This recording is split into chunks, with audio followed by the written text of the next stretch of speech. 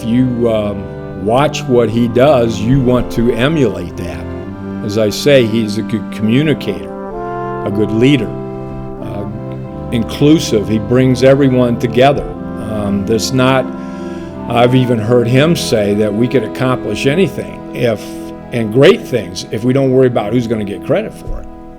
I think he has set an example for the community in his loyal service to his profession and to the not-for-profit organizations in our community. He volunteers his time, he offers wise counsel, he is gentle in his approach and encouraging to students. From my point of view, his direct impact on students in teaching and supporting them is perhaps his most worthy contribution. He made a program together where if you didn't like the services you were getting at the hospital, you didn't have to pay for them. It was the first in the nation. I try to get people to move forward to change. And, sometimes that's hard for people. And even my own physicians, when I retired, the first month after I retired, I needed both of my knees replaced, and they had never done both of them at the same time. And I said, well, I want them both done at the same time. He said, we don't do that. I said, look, I've been here for 41 years at Blanchard Valley. I don't want to leave it. So why don't you guys use me as a guinea pig and, do both my knees at the same time? And they did.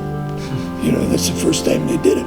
Now it's kind of routine. When I listen to him speak, he never presents himself as the person with the final best idea, or nor does he concentrate on his own accomplishments. He's clearly far more excited about the accomplishments of others, in our case of the institution, of the university, and particularly of our students. Who would have dreamt that something that started back in, Blanchard Valley started in 1891 as the Finley Home for Friendless Women and Children.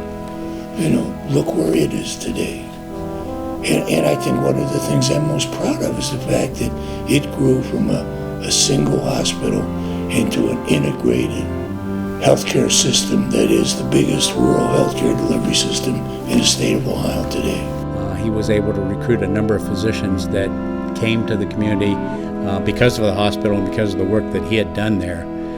So during the time I was there, we brought in the first plastic surgeon, brought in the first neurologist, brought in a lot of first occupational health, a lot of new services that were brought into the area because of his work. Kidney dialysis was brought in because of some of the things he did. So he was looking out for the community, what their needs were, and how we might be able to fit those needs. As I said, I don't understand why you don't already have a bronze statue of this guy when you come into the town.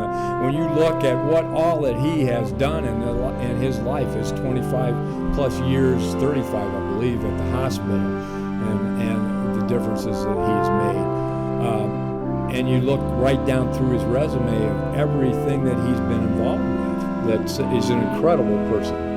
And I'm so glad to know him and to be able to call him